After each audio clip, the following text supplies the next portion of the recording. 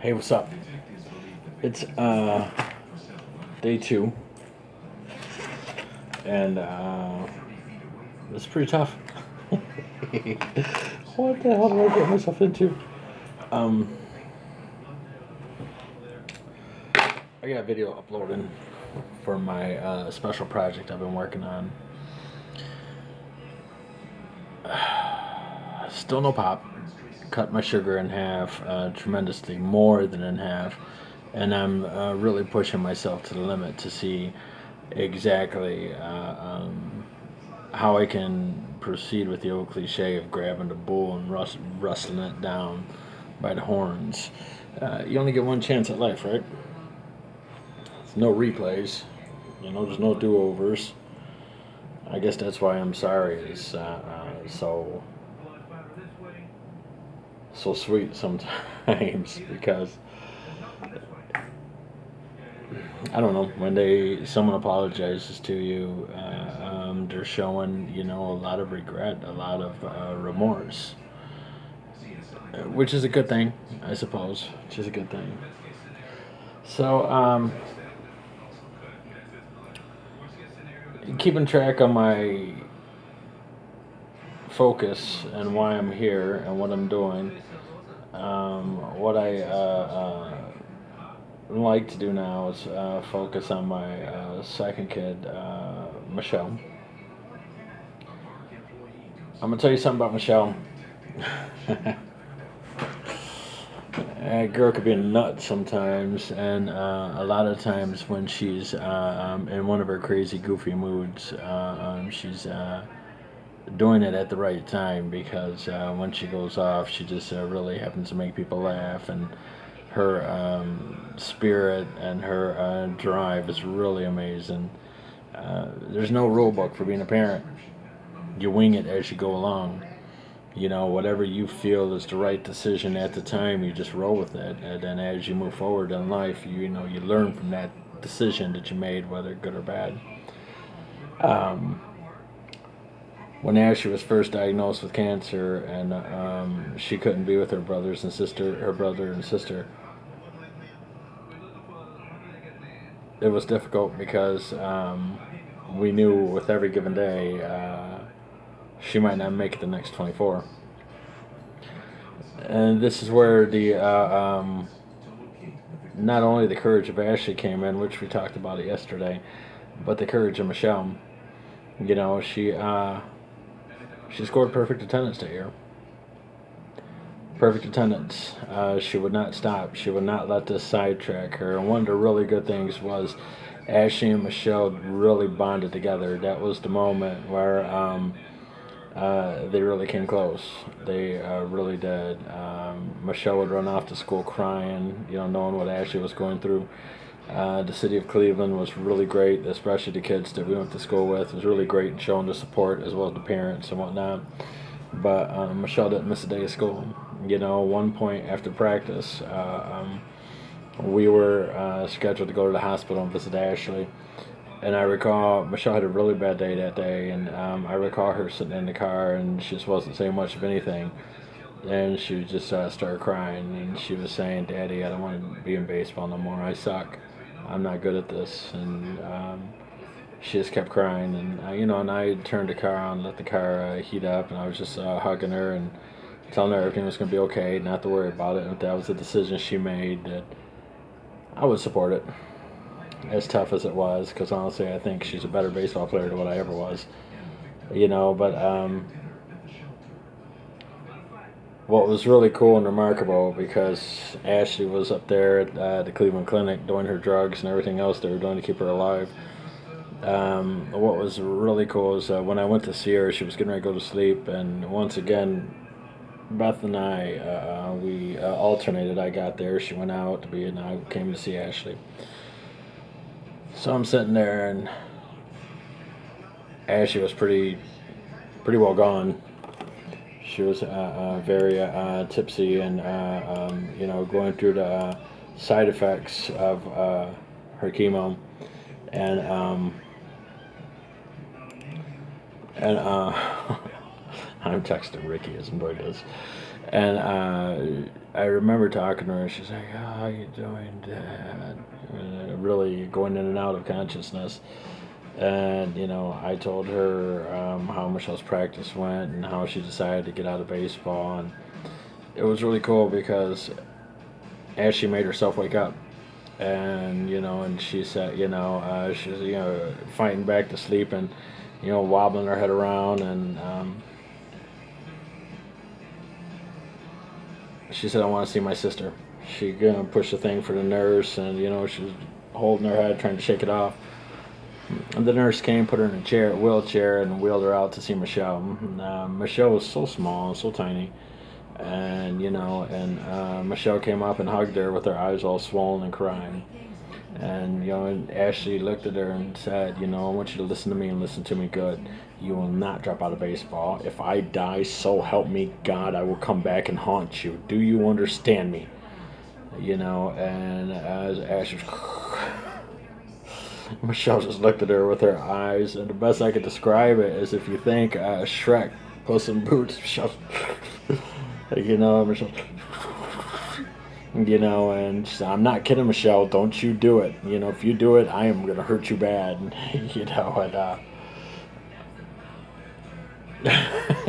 Ricky.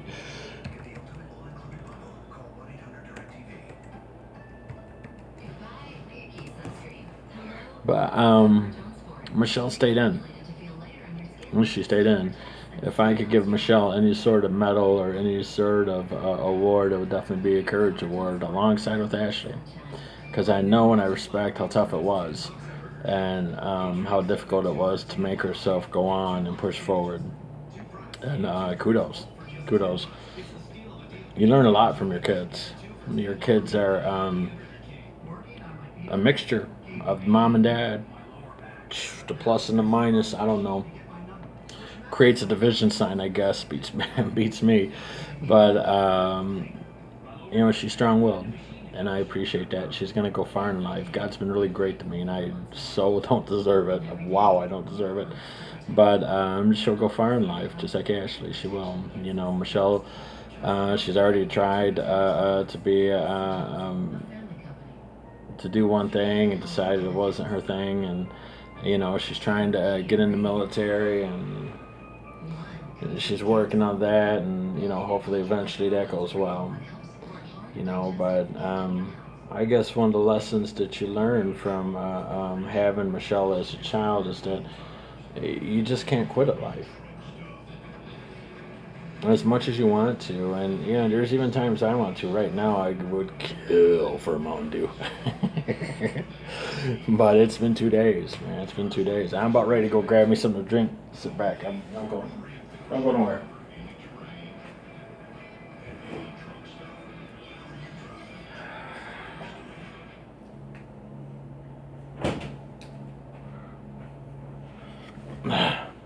I've learned something. When you're determined to inspire, you inspire. And boy, you inspire good. Yeah, there's still sugars in this. Can't get away from it. Everything you come in contact with is going to have sugar. Ricky just emailed me again. Hold on, let me take a shot of this. But there's not about 60 grams in there. Be right back.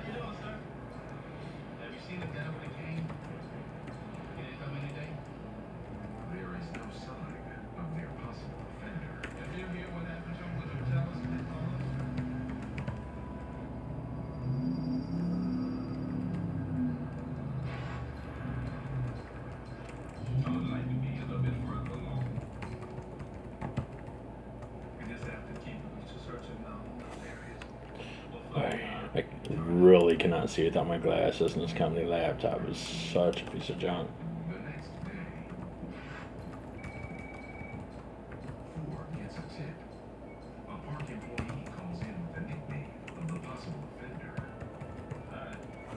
I know, I'll put my glasses on, right? But anyways,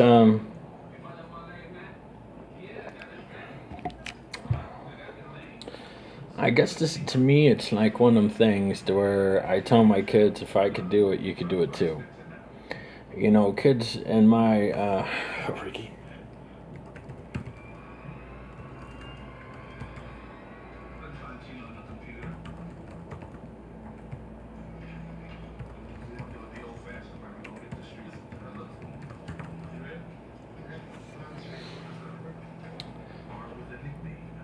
And, with each stage of life, there's always something, and it's never ending. Your kids come out, fighting for life and gasping for breath, and you're there to hold them and comfort them. They recognize your voice, and they hear you, and they realize everything's okay. And then they basically learn.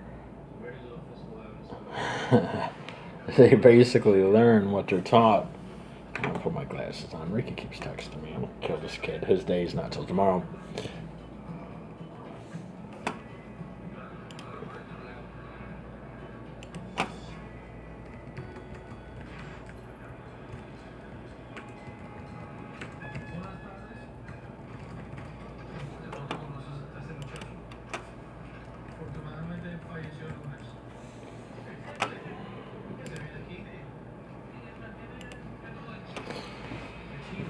They depend on you to feed them. They depend on you to change their diaper. And as they get older, they depend on you to go to school. When they start going to school, they don't need you to feed them no more. They definitely don't need you to take them to the bathroom no more. Thank God. But you reach a point where you have to release them into the world slowly but surely. And she's had it rough. She's had it very rough, much like Ashley. She has, because she's definitely a great baseball player. I would start her defensively. I would pray when she came with the bat offensively. But if there was a DH, yeah, well, I don't know. But she's always striving to do better, and I definitely respect that. I definitely do. I get inspired out of all three of my kids. Each one in different ways, but I do, and I never expect them to look me in the eye and tell me, um, Dad, I'm in love with Bob, and I've been sleeping with him. Oh boy, um, everything that they've done that they fear would upset me, they've always approached me either by their sister, their brother, or by their mother, or they've always beaten around the bush till I was able to figure it out. And one of the cutest things about her, she'd always look at me. I won't get mad. How could you get mad when she comes off with that? It's more easier a lot of times, get mad at Ashley because. Oh, not Beth is emailing. Um, it's so difficult when they're adorable to get mad. It's so difficult when they're being sincere to get mad. And to me, they're right on track. Michelle is right there, and she's, traveling on her journey through life, and she's trying to be a better person and get ready to go out there and tackle the world. And I couldn't be happier. So,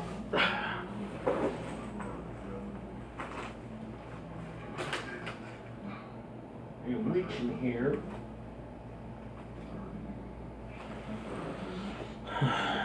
Through my stack of stuff.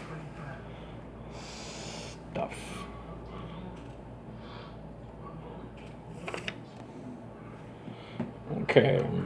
Today's 3M sticky notes.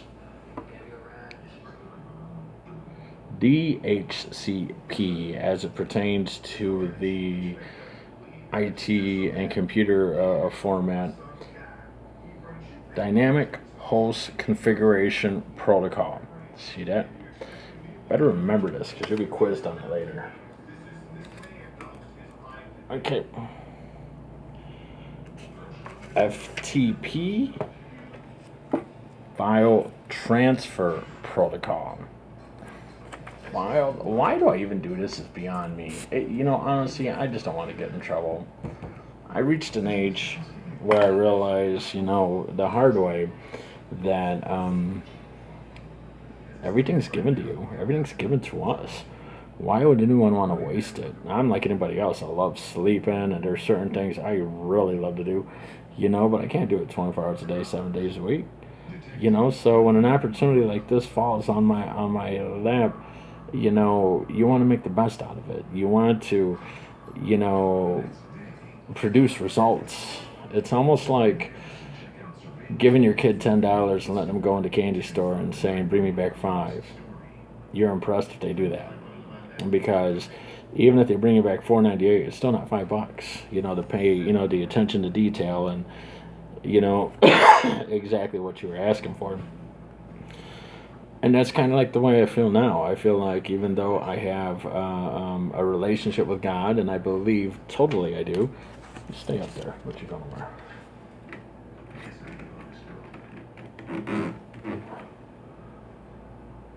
It's gonna fall again.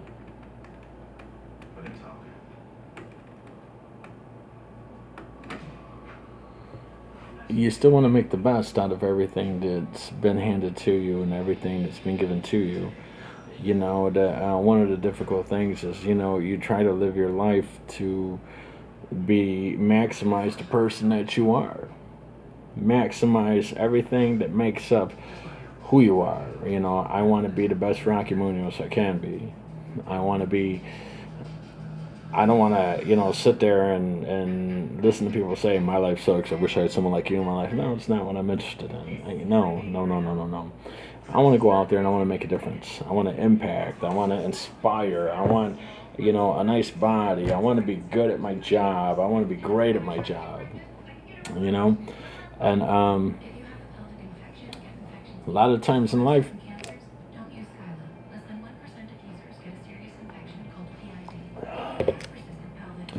we set our sights too high, and the goals that we set really aren't smart goals, specific, measurable, attainable, realistic, or timely. I wanted to be an astronaut, and I had really high hopes of marrying a childhood friend that I grew up with. I could never be an astronaut. I'm deathly afraid of heights, and well, I'm married and I have my kids and I love my family very much. But I look back and I think, man, I can't believe this is what the route I wanted to go. I wanted a family with a house. I wanted to be happy, and I am. I've achieved that.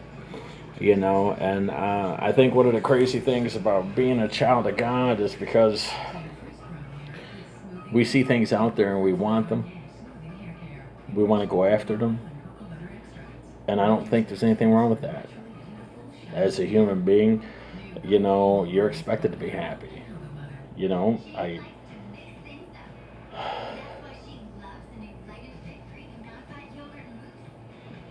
you're expected to make the most out of what you've got. At the same token, when storms arise and crazy things start happening, you know, um, we question God and we get mad and angry at God and we get upset and you know how come I'm not this? How come I'm not that? How come he has this and I have that? I don't have that, and I'm just as guilty. I admit it. I want a house by the lake.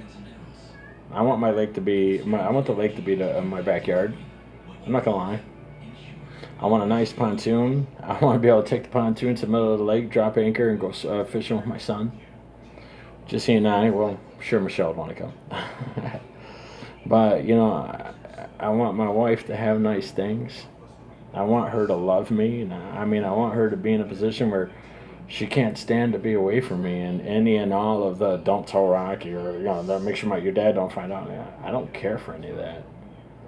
Life has been difficult enough. You know, and typically when you have something that someone else wants, you tend to become envious, and then you try to steal or take it, thinking that if we could live by that premise, as long as Rocky don't know, as long as Rocky don't know, that it's going to be okay. Then when you find out, as soon as Rocky finds out, he wants nothing to do with you no more. It's a tough game that we play.